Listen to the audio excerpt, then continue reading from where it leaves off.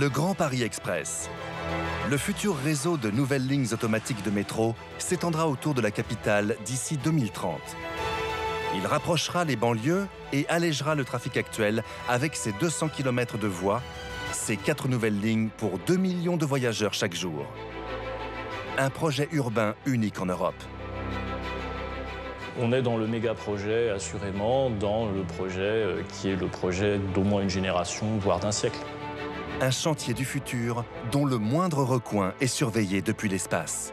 Au niveau mondial, c'est le seul projet où il y ait une couverture systématique satellite. Un projet pharaonique qui se déploie sur près de 300 chantiers dans toute la région avec des opérations exceptionnelles. Destruction de bâtiments, déplacement de dalles de 3000 tonnes, percement de puits gigantesques et le lancement de 20 machines ultra perfectionnées pour creuser les 170 km de voies souterraines. Nous, on a utilisé la technique la plus moderne du moment pour réaliser le tunnel, c'est le tunnelier. Pour tenir les délais, les hommes vont devoir repousser les limites de l'ingénierie et accroître leur performance. Ce sont des machines extrêmement puissantes, ce qui correspond à environ 6 moteurs de TGV.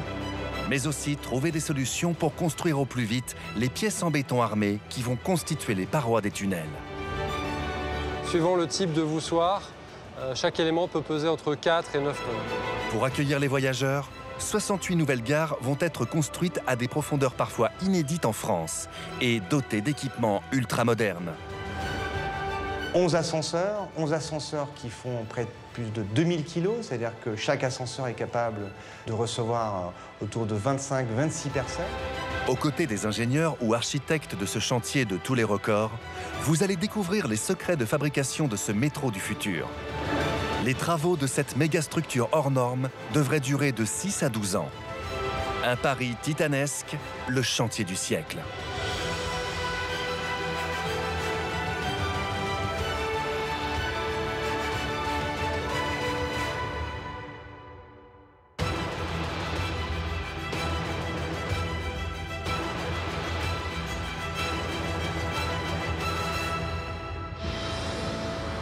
Aujourd'hui, en Île-de-France, plus de 8 millions de déplacements sont enregistrés chaque jour dans les transports en commun. La construction d'un réseau de métro et RER était l'une des plus impressionnantes épopées ferroviaires du XXe siècle en France. Pourtant, ce réseau aujourd'hui saturé est devenu insuffisant. Le chantier du Grand Paris Express s'annonce comme le plus gros défi du XXIe siècle pour la région, avec la création de 200 km de lignes automatiques, soit autant que le métro actuel à l'horizon 2030. Les nouvelles lignes 15, 16, 17 et 18 seront connectées avec les lignes du métro parisien et les 5 lignes de RER existantes. Elles s'étendront dans un rayon de 30 km autour de la capitale. C'est vraiment une dimension très importante dans le Grand Paris Express, c'est que c'est un réseau qui est interconnecté avec le réseau existant. Sur nos 68 gares, plus des 3/4 sont en correspondance avec le réseau existant, avec le métro ou avec le Transilien, le RER. Au fil des années, de nouveaux pôles d'activité sont apparus autour de Paris, comme le quartier d'affaires de la Défense, les pôles industriels d'Aulnay ou de Villepinte, le centre scientifique du plateau de Saclay, divers pôles économiques et bien sûr les aéroports d'Orly et de Roissy. Ces différents lieux, très attractifs, ont besoin d'être mieux reliés entre eux pour pouvoir se développer sans engorger la capitale. Aujourd'hui, quand on veut aller d'un pôle à un autre, on est obligé de passer par Paris. Et donc ça veut dire qu'il y a une concentration dans le centre de la capitale en termes de transport qui est très forte. Demain, il sera possible d'aller de Saclay à Orly, d'aller de Roissy à Noisy-le-Champ sans passer par le centre de la capitale et dans des conditions de confort assez extraordinaires. Aujourd'hui, par exemple, il faut 1 heure pour se rendre d'Orly au pôle de recherche de Saclay en empruntant un bus, un métro et un RER. Avec la ligne 18 du Grand Paris Express, le trajet sera de 18 minutes, soit 3 fois moins long et sans correspondance. Un gain de temps rendu possible grâce à la création de ces nouvelles lignes circulaires.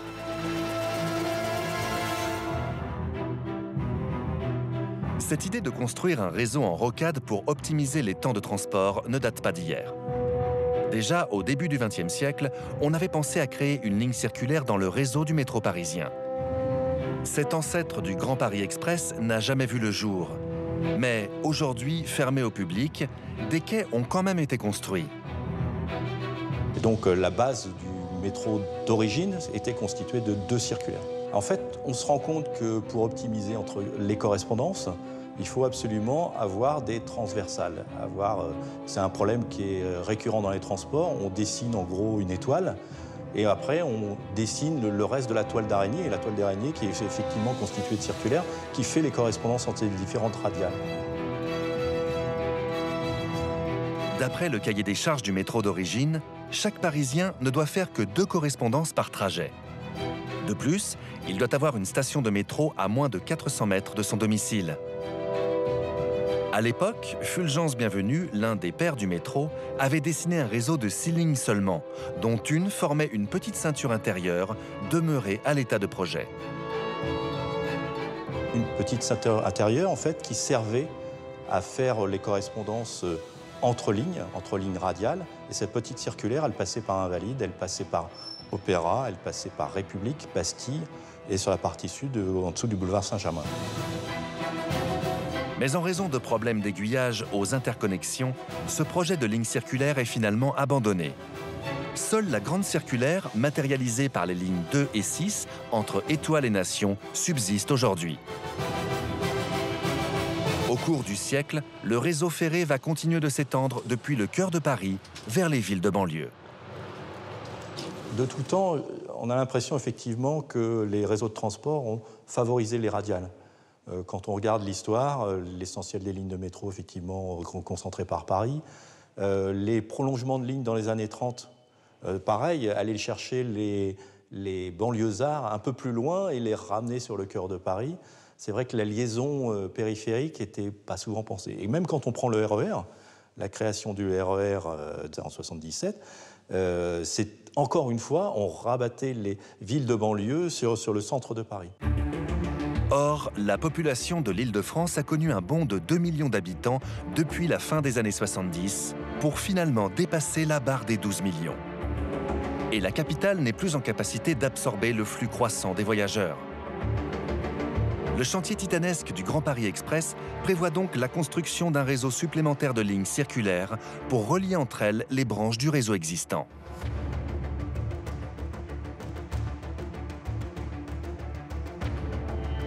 Afin de préparer les travaux des futures gares, la Société du Grand Paris a dû procéder à des achats de terrain et à des démolitions spectaculaires, comme celle de la tour Ultrio.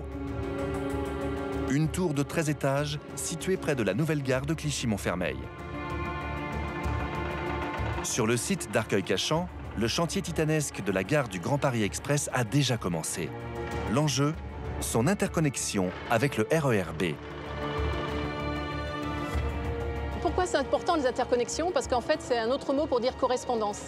Et tout l'intérêt de cette nouvelle ligne qui va être construite, de ce nouveau réseau, tout l'intérêt pour les voyageurs, c'est de pouvoir faire des nouveaux itinéraires et passer facilement du réseau RATP actuel, par exemple le RER-B, et passer facilement sur la ligne 15. D'où l'intérêt de faire une connexion entre les 2 réseaux bien réussie au plus proche.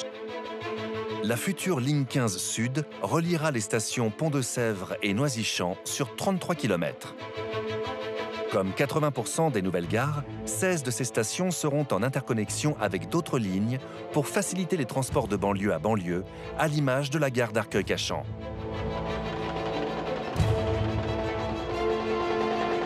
Ici, la nouvelle gare du Grand Paris Express sera construite sous les quais du RER pour réduire le temps de correspondance entre les 2 lignes. Pour réussir cet exploit, il faut remplacer une partie des quais du RER actuel et en construire 2 nouveaux à côté qu'il faudra ensuite faire glisser et raccorder. Sur une immense charpente métallique, on a construit un tablier qui mesure 40 mètres de long par 20 mètres de large, qui pèse 3000 tonnes, donc un tiers du poids de la Tour Eiffel complète, avec ses restaurants et ses ascenseurs. Et ce pont, on va le déplacer à l'aide de câbles et de vérins sur 26 mètres pendant 6 heures durant cette coupure d'exploitation. Ce véritable défi technique doit être réalisé en un temps record, puisque le trafic du RER B ne peut être interrompu que 5 jours, pas un de plus. Jour et nuit, des dizaines d'ingénieurs et d'ouvriers vont donc se relayer pour mener à bien cette opération titanesque. D'abord, on pose des rails métalliques où seront construits de nouveaux quais, sans interrompre le trafic. Ensuite, les quais du RER sont détruits sur 40 mètres et en 5 heures à peine, la structure de 3000 tonnes va glisser sur 26 mètres. Les voies sont ensuite raccordées. Pour réussir ce raccordement, la structure doit être calée au millimètre. Il aura fallu 18 mois de préparation en tout et le déplacement d'un marché couvert pour préparer cette opération pharaonique. La nouvelle gare sera quant à elle construite à ciel ouvert sur un terrain dégagé, prêt à être creusé. Une gare du Grand Paris, ça fait environ 110 mètres de long, 30 mètres de large. Celle-là, elle est à 26 mètres de profondeur, donc ça fait un grand rectangle qu'on réalise à ciel ouvert. Et là où nous nous trouvons aujourd'hui, là exactement, on va partir un des 10 tunneliers de la ligne 15 Sud. Placée à cet endroit, la nouvelle gare sera plus proche des voies du RER. Et bien qu'enfouie à 26 mètres de profondeur, le temps de correspondance entre la ligne 15 et celle du RER B sera de 4 minutes seulement. Très clairement, dans la conception de nos gares et de nos correspondances, chaque minute compte. 2 minutes de temps de correspondance supplémentaire, ça peut diminuer l'attractivité d'une ligne de 10 à 20% en flux voyageurs. Donc c'est extrêmement important. Tout a été minutieusement étudié. On le comprend quand on mesure l'enjeu du Grand Paris Express. Ce projet qui double le réseau du métro actuel transportera 2 millions de voyageurs chaque jour pour un coût total de 35 milliards d'euros. C'est aujourd'hui le chantier européen en matière de transport, en tous les cas, qui est le plus important sans conteste, et sur le monde, en tous les cas, sur une concentration urbaine aussi importante, sur un espace relativement réduit, somme toute, je ne connais pas d'équivalent. On est dans le méga-projet, assurément, dans le projet qui est le projet d'au moins une génération, voire d'un siècle. Cette mégastructure circulaire qu'est le Grand Paris Express n'est pourtant pas une première dans l'histoire du rail francilien. Dès la fin du XIXe siècle, 2 rocades ont été aménagées autour de Paris, la Grande et la Petite Ceinture.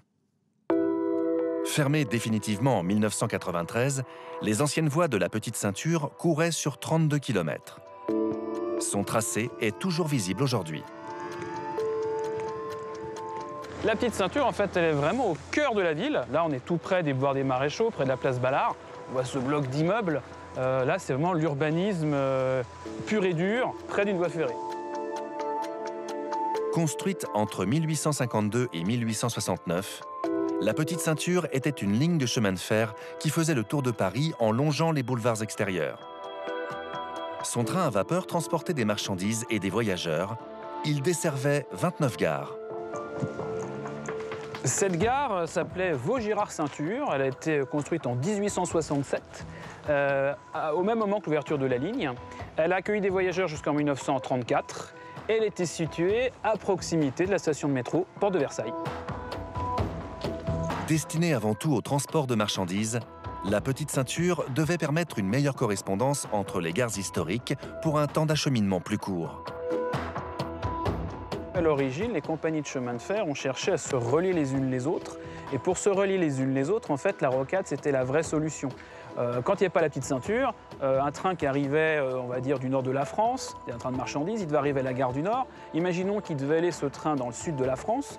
À la gare du Nord, on décharge les marchandises, on met ça sur des chariots improbables, on traverse la capitale et on remet les marchandises dans un train à la gare de Lyon pour aller, pourquoi pas, Vintimille. Un truc complètement absurde. Dans les années 1870, le trafic sur la Petite Ceinture va devenir si dense qu'elle va bientôt ne plus suffire. On construit donc une grande ceinture à une quinzaine de kilomètres du boulevard périphérique, toujours en service aujourd'hui. C'est l'ancêtre effectivement du Grand Paris Express, sauf que la motivation première de la Petite et la Grande Ceinture, c'est surtout les marchandises. En 1900, lorsque le métro arrive à Paris, la Petite Ceinture est vite concurrencée par ce mode de transport moderne, électrique et beaucoup plus central. La Petite Ceinture est finalement remplacée par la ligne de bus PC, puis le tramway, toujours en activité. Preuve que des lignes circulaires sont toujours nécessaires. Aujourd'hui, les concepteurs du Grand Paris Express cherchent, comme leurs prédécesseurs, à raccorder les lignes principales qui rayonnent de la capitale, mais avec des moyens à la pointe de la technologie. Depuis un siècle, le paysage urbain de la région Île-de-France a bien changé. Il s'est densifié. Comment construire un réseau de l'ampleur du Grand Paris Express au milieu des villes? Pour éviter au maximum les démolitions et les déplacements de population, c'est la voie souterraine qui est privilégiée par les ingénieurs du Grand Paris. On a choisi donc de réaliser les tunnels non pas en méthode traditionnelle ou à ciel ouvert, comme ça a pu se faire aussi, notamment pour la ligne 1 du métro parisien en 1900.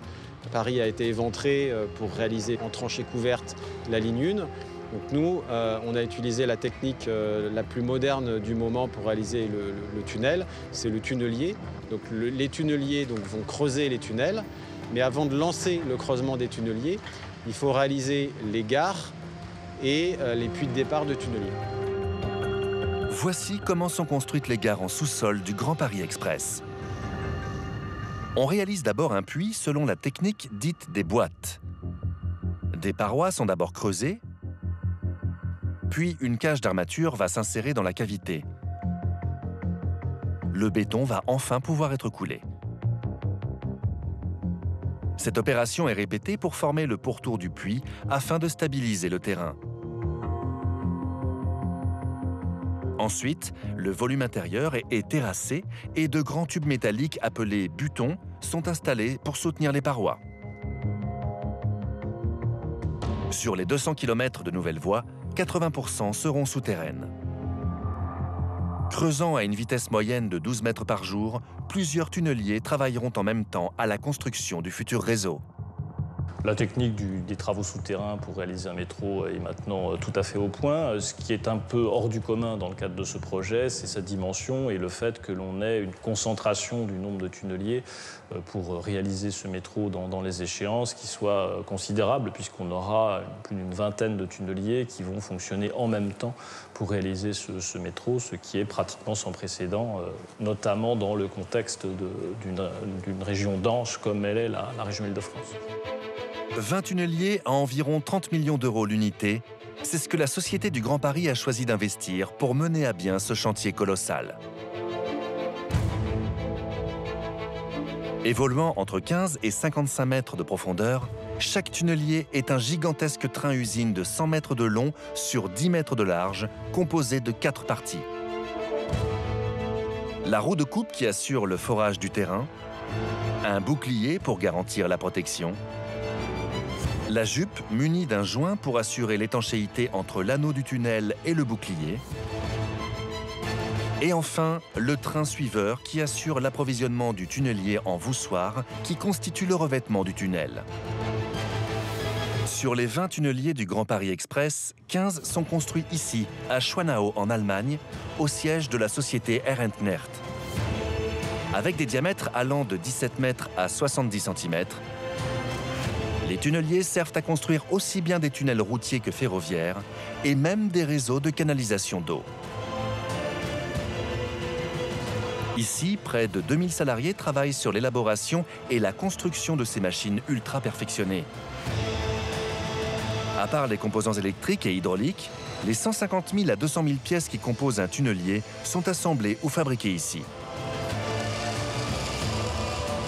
Comme la roue de coupe, avec ses différents outils adaptés à chaque terrain, et cette vis géante qui servira à l'extraction des déblais.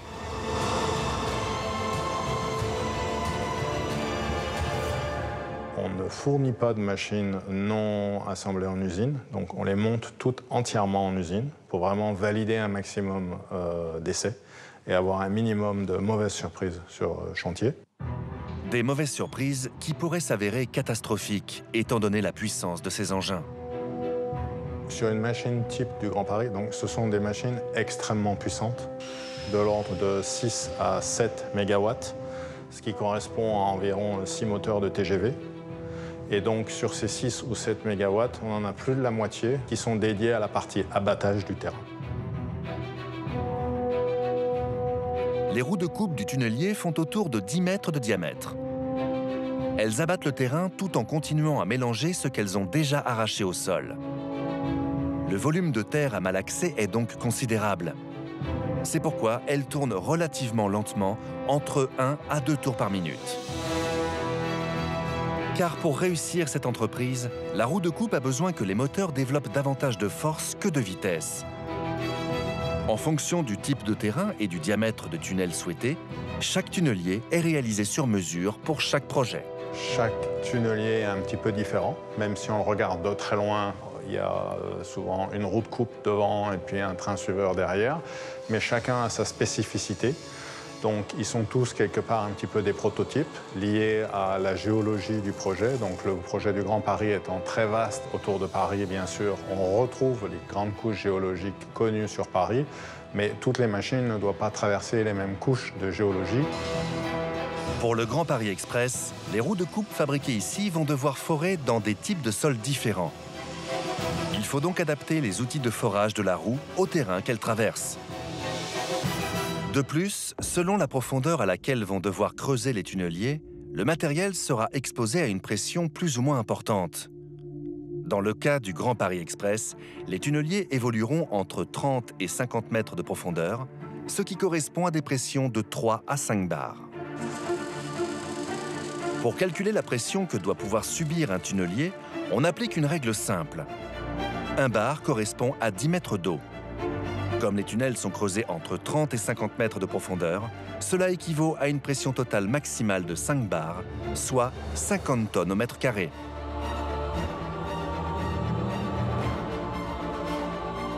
Il faut entre 10 et 12 mois pour fabriquer un tunnelier. Une fois achevé, son transport en pièces détachées forme un convoi de 100 camions depuis l'Allemagne.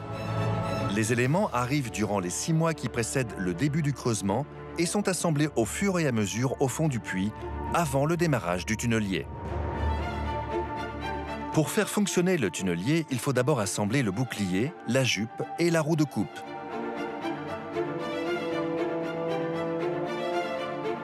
La machine est ensuite glissée dans une cloche. Son train suiveur sera complété après. Il n'a besoin que des 3 premiers wagons pour démarrer. Le premier tunnelier du Grand Paris Express a démarré sur le site de Champigny-sur-Marne pour creuser une partie de la ligne 15 Sud. Régulièrement, chaque élément de ce train-usine ultra perfectionné est minutieusement inspecté et vérifié. Pour cela, il faut descendre dans le puits à 20 mètres de profondeur et parcourir la distance déjà creusée jusqu'à la tête du tunnelier. Voilà, typiquement, on a ici les molettes de rechange. Quand on est dans les terrains relativement souples, en fait, on a des racleurs qui permettent d'enlever le terrain naturellement. Et dans les terrains plus durs, c'est ces molettes qui sont chargées de fracturer le terrain.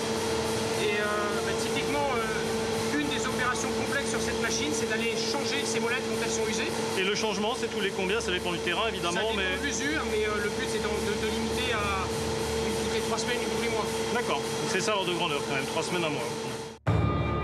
L'opération de changement des molettes sur la roue de coupe doit pouvoir se faire rapidement et en toute sécurité. Un paramètre qui a été pris en compte dès leur conception par le constructeur, grâce à un système révolutionnaire. Toutes nos roues de coupe sont faites de manière à ce que tous les outils de coupe sur la roue soient amovibles, donc interchangeables depuis l'arrière de la roue de coupe, c'est-à-dire que le personnel n'a pas à être exposé au front pour changer ses outils. Et donc nos machines sont toutes équipées de sas d'intervention pour le personnel pour permettre de passer de la zone, on va dire, non confinée dans le bouclier à la zone confinée dans la chambre d'abattage pour accéder à ces outils. La tête du tunnelier est la partie la plus complexe de ce train-usine, puisque c'est ici que la terre est arrachée et mélangée avant d'être évacuée.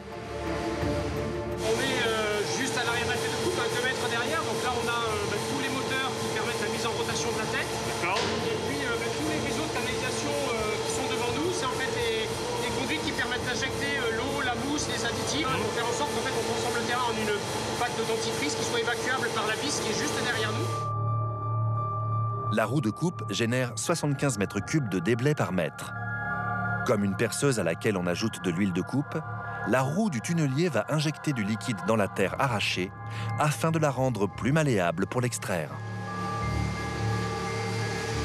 On a votre système d'extraction, c'est ça? Là, on est à l'arrière de la vis qui permet d'évacuer les matériaux depuis la tête de coupe et qui les déverse sur le tapis convoyeur. Donc le tapis qui les amène jusqu'à la sortie. C'est par là que vont cheminer les 320 000 tonnes qu'on va évacuer là, sur le tronçon de 2,2 km. Les terres issues du creusement sont broyées par la roue de coupe pour faciliter leur évacuation.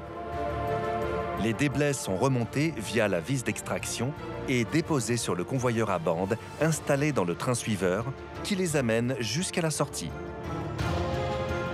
En tout, les travaux du Grand Paris Express vont générer l'extraction de 45 millions de tonnes de déblais. Une opération d'une ampleur inédite qui pose une question cruciale. Que faire de ces millions de tonnes de terre récupérées ? Il faut s'organiser pour les transporter. On essaye d'utiliser, quand c'est possible, les modes alternatifs. Le fleuve, quand on est à proximité. La voie ferrée, quand c'est possible. Et puis ensuite, il y a la question du traitement de ces déblais et de la façon dont on peut les stocker, les réutiliser. On va analyser quelles sont leurs caractéristiques pour voir où on peut les envoyer. Et on va essayer de les valoriser autant qu'il est possible. Alors les valoriser, ça peut être par exemple d'utiliser ces matériaux pour combler des carrières, pour combler des espaces qui sont à réaménager. Afin d'être reconvertis, les tonnes de déblais sont chargées dans des camions dont le trafic est strictement contrôlé. Ils sont ensuite pesés et lavés pour éviter de dégrader les routes. En fonction de leur nature, les déblais sont acheminés sur différents sites où ils trouveront une autre utilité. Mais le chantier n'en est qu'à ses débuts. Cette organisation sera-t-elle suffisante pour évacuer les millions de tonnes de déblais extraits simultanément par les 20 tunneliers? Pendant ce temps, sous terre, le tunnel prend forme. Sa stabilité est assurée par un système de voussoirs qui forme un revêtement solide pour que les trains puissent circuler en toute sécurité. Sur la totalité du réseau, en ordre de grandeur, c'est 600 000 voussoirs à peu près pour réaliser la totalité des tunnels. Vous avez, pour en faire le compte, chaque anneau représente 7 voussoirs et un anneau fait 2 mètres. Donc quand vous prenez en gros les 170 km de réseau souterrain, vous arrivez à peu près à ce nombre-là. Pour approvisionner les chantiers du Grand Paris Express en voussoirs, les constructeurs sont condamnés à innover. Afin de réduire les temps de transport, une première usine de fabrication a été créée à seulement 30 km des chantiers de la ligne 15.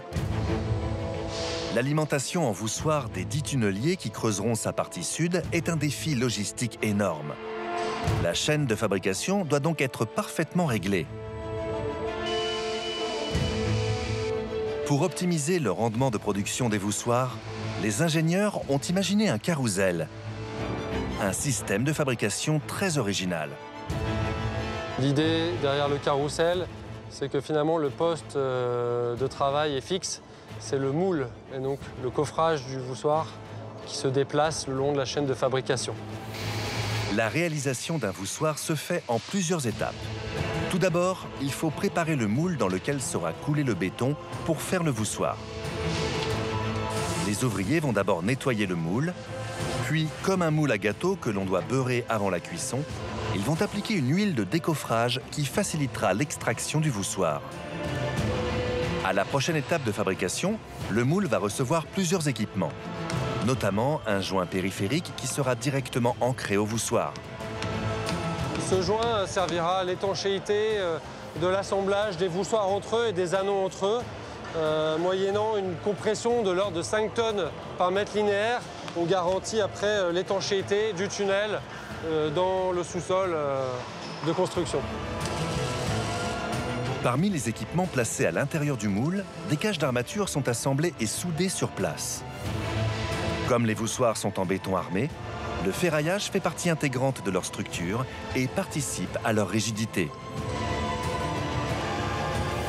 Une fois le moule complètement équipé des accessoires, des joints, de la fixation, des armatures, le moule est envoyé en cabine de bétonnage. Et donc là, il reçoit finalement le béton provenant des bennes alimentées par la centrale. Le moule est vibré pneumatiquement afin de répartir et garantir l'homogénéité du béton dans le moule.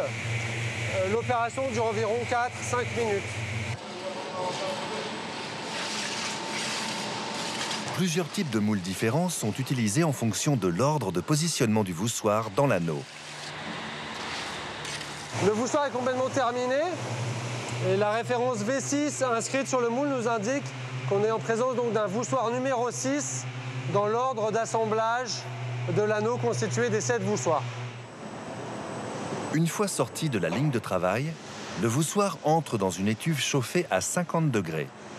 Les indicateurs thermiques et hydrométriques sont contrôlés pour accélérer la prise du béton. Au bout de 7 heures, le voussoir peut enfin être décoffré de son moule. Après sa période de transit dans l'étuve, c'est l'étape de décoffrage. Donc on vient démouler et extraire le voussoir fini du moule de fabrication. Toutes les 10 minutes, un nouveau voussoir est assemblé dans un moule. Pendant que, dans le même temps, un autre est sorti de la chaîne de fabrication pour être mis en stock. La fabrication des voussoirs est calibrée au millimètre près pour permettre un bon assemblage des anneaux. Un sacré défi lorsque l'on connaît la masse de ces géants de béton. Suivant le type de voussoir, chaque élément peut peser entre 4 et 9 tonnes.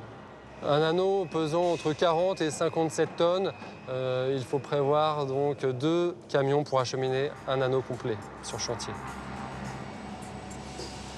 La production de voussoirs est un enjeu majeur pour le Grand Paris Express.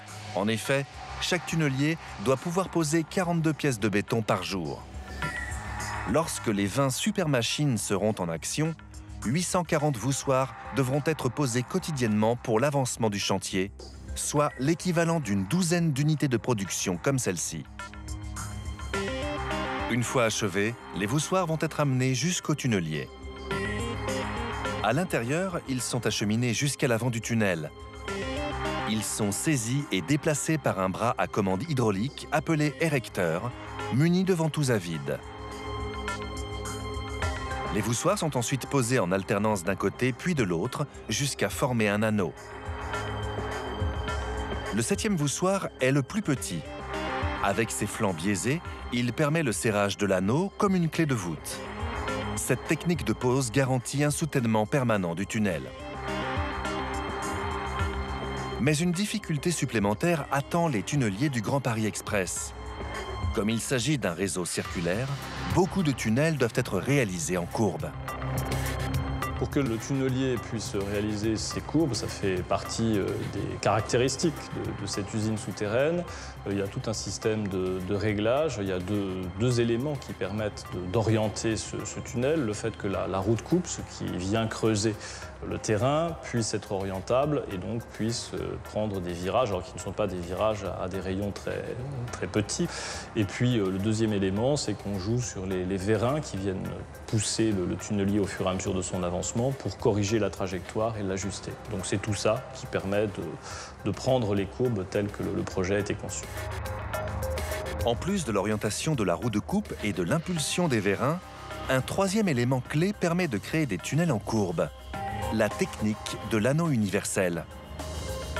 Les anneaux constitués de 7 voussoirs et mis bout à bout réalisent le tunnel. Cependant, si tous les anneaux avaient la même longueur, un vide se créerait lors d'un assemblage en courbe et l'étanchéité ne serait plus garantie. Pour éviter ce genre de problème, la technique de l'anneau universel est utilisée. La forme de chaque voussoir est très élaborée afin que le 7e, qu'on appelle la clé, soit plus courte que les autres de 4 à 7 cm. De ce fait, l'anneau assemblé n'a pas une longueur constante.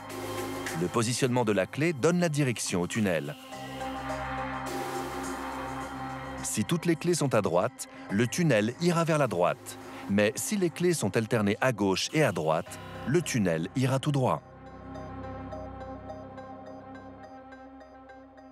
À l'intérieur du train-usine, un poste de pilotage permet de contrôler l'orientation du tunnel.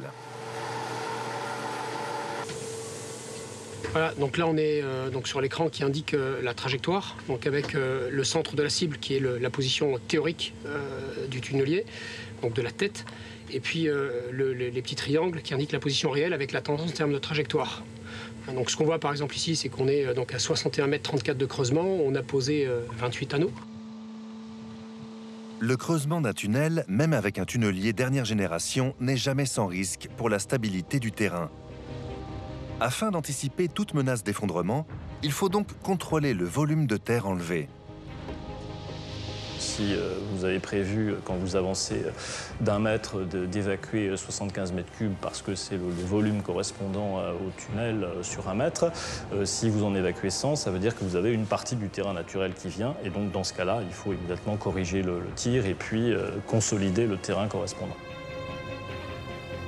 Pour limiter tout risque d'affaissement, des opérations de consolidation du terrain sont réalisées avant le passage du tunnelier.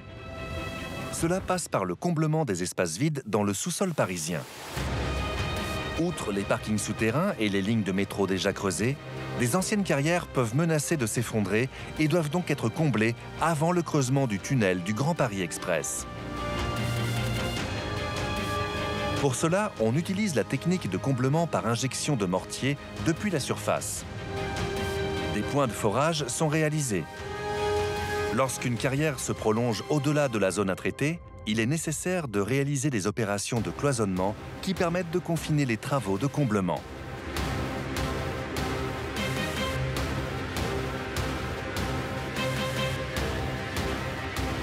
Ensuite, du mortier liquide est déversé par des tubes en PVC jusqu'à remplir la carrière. C'est l'injection gravitaire. Après séchage, une dernière injection est nécessaire pour combler les vides résiduels.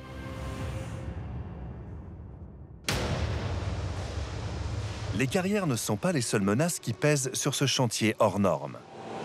L'avancement du tunnelier sous terre peut provoquer une aspiration des terrains et entraîner un affaissement en surface.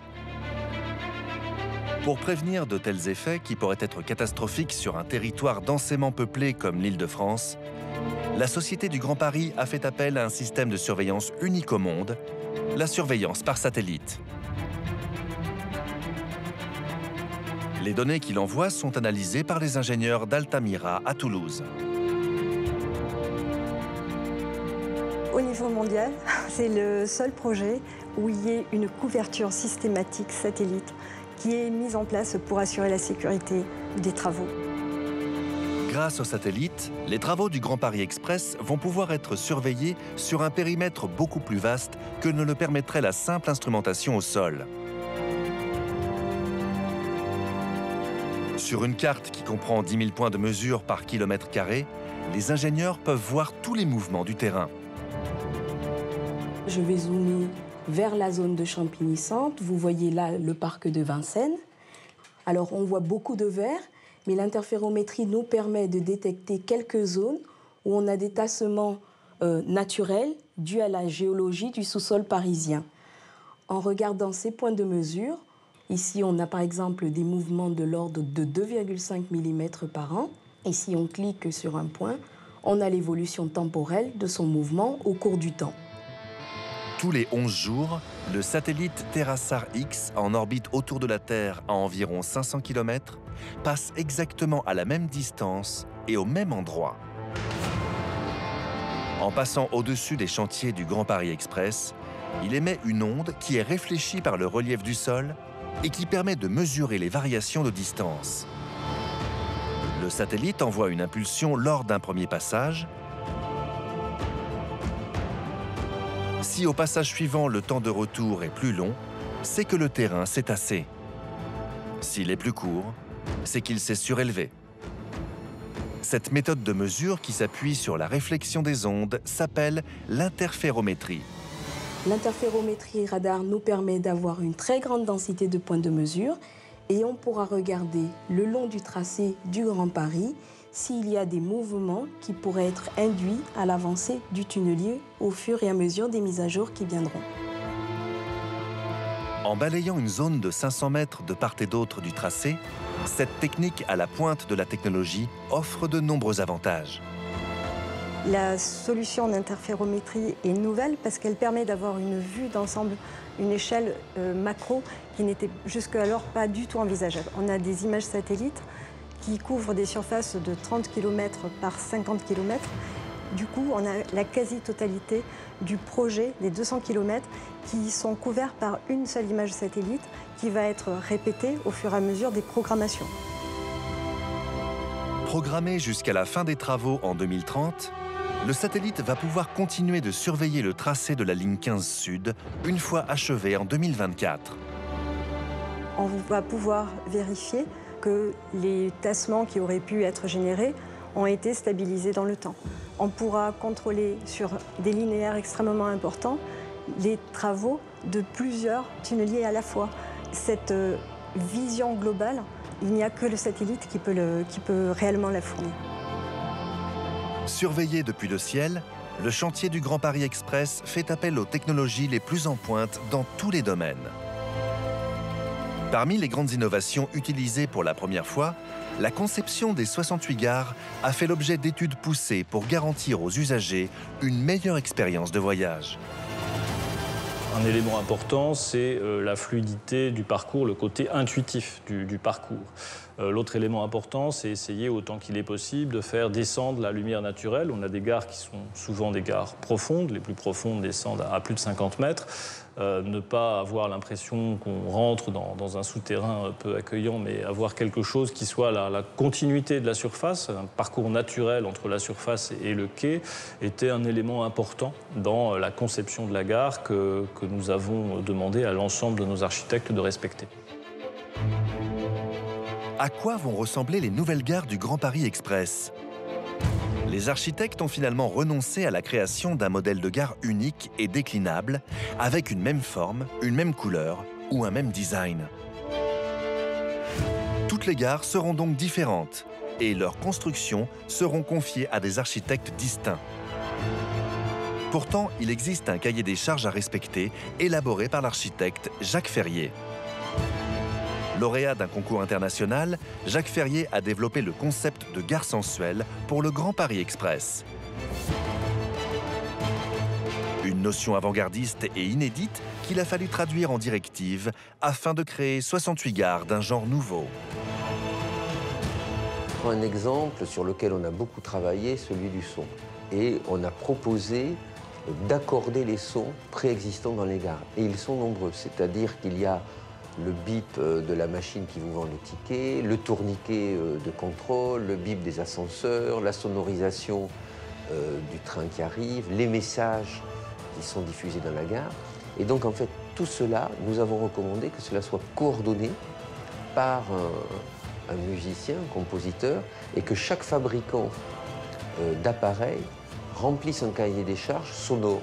Ce qui est très facile, parce que l'ascenseur, il vient avec un son, mais il pourrait très bien venir avec un son qui soit harmonisé avec le son de l'équipement d'à côté. Et en fait, c'est créer une sorte de signature sonore, d'atmosphère, d'ambiance sonore qui soit dans les gares. Ce concept de gare sensuelle propose donc d'offrir aux voyageurs une véritable expérience sensorielle. En travaillant sur le bruit ou la lumière, les architectes privilégient la création d'une atmosphère commune plutôt que d'une identité visuelle claire et uniforme.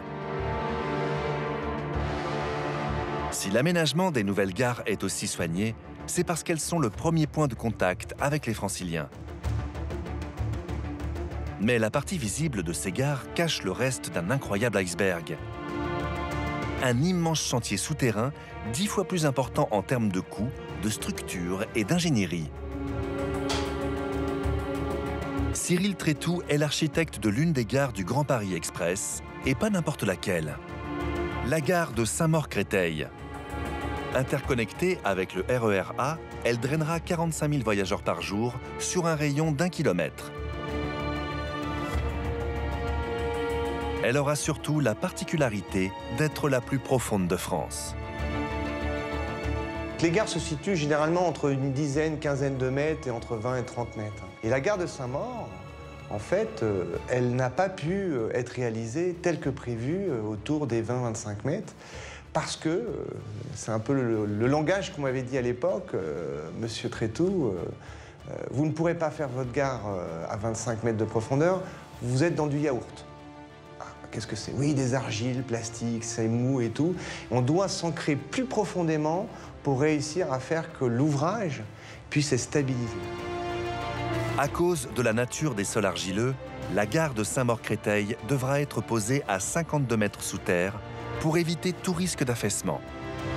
Un énorme défi pour l'agence en charge du projet. Il a fallu reprendre les études, étudier des formes atypiques, particulières. Parce que quand vous vous enterrez de 50 mètres, vous avez une pression des terres qui est énorme. Et donc, nous sommes partis sur une drôle de forme. Cette gare enterrée a une forme de cacahuète. Voilà. Ce sont deux éléments qui ont une forme de cacahuète, deux cercles non fermés qui se collent et qui sont creusés jusqu'à 50 mètres, jusqu'au tunnel. La structure de cette gare, pas comme les autres, développée en forme de cacahuète, va pouvoir supporter les pressions du terrain qui sont énormes lorsqu'on se trouve à 50 mètres de profondeur. Cette forme particulière a développé un volume supplémentaire dont l'architecte a pu disposer pour réaliser sa gare. D'un côté se trouvent les espaces destinés à la technique et de l'autre, un volume qui lui a permis de créer 11 cages d'ascenseurs pour transporter les voyageurs. Autour de ces ascenseurs, le vide qui subsiste sera comblé par un escalier monumental s'étirant sur pas moins de 18 étages entre la surface et le quai, situé à 52 mètres sous terre. En plus de cet escalier de 250 marches, la gare sera donc équipée d'ascenseurs ultra rapides d'une capacité impressionnante. 11 ascenseurs qui font près de plus de 2000 kg, c'est-à-dire que chaque ascenseur est capable de recevoir autour de 25-26 personnes. Capable de parcourir 52 mètres de profondeur en 15 secondes seulement, ces ascenseurs répondront mieux aux attentes de la Société du Grand Paris que des escaliers mécaniques. Pour s'inscrire harmonieusement dans le paysage urbain environnant, la gare de Saint-Maur-Créteil sera dotée en surface d'un kiosque en verre léger et aérien. La structure de 40 mètres de diamètre sera soutenue par seulement 3 points d'appui de 8 mètres de haut. La mégastructure du Grand Paris Express est un chantier titanesque qui est en train de modifier le paysage de toute l'Île-de-France. Ce nouveau réseau de lignes de métro automatique gigantesque et futuriste pose une série de défis aux constructeurs. Avec des techniques de creusement révolutionnaires, comme les puissants tunneliers, l'implantation d'une ligne de préfabrication de voussoirs au plus près du chantier, ou encore le déplacement de structures colossales pour adapter les voies existantes, les hommes doivent faire preuve d'audace et d'invention pour mener à bien un tel projet. Jusqu'où iront-ils ? Plus qu'un challenge exceptionnel, le chantier du Grand Paris Express annonce une série de bouleversements profonds dans l'usage des transports en Île-de-France et s'apprête à changer durablement le paysage de la région. Le Grand Paris Express, ce n'est pas seulement un projet de transport, c'est aussi un projet de transformation urbaine, de transformation géographique de la métropole, simplement parce qu'il rapproche les points les uns avec les autres, mais aussi de permettre, au travers de l'arrivée du métro, une transformation, une évolution du territoire suivant les cas. Ces transformations urbaines et ces nouvelles connexions ont pour ambition d'unifier le territoire d'un Grand Paris en pleine expansion. Et cela, dans un temps record. Alors ce réseau qui a été conçu finalement très récemment, puisque le projet dans sa nature actuelle a été arrêté en 2011, après le débat public de 2010-2011, a vocation à être entièrement terminé en 2030, avec des premières mises en service en 2024, avec en particulier l'échéance des Jeux Olympiques. Un projet aussi ambitieux que celui du Grand Paris Express est pionnier dans bien des domaines. Un pari formidable. Face aux innovations technologiques, logistiques et industrielles que nécessite un tel chantier, le chemin est encore long et les défis nombreux, jusqu'à 2030.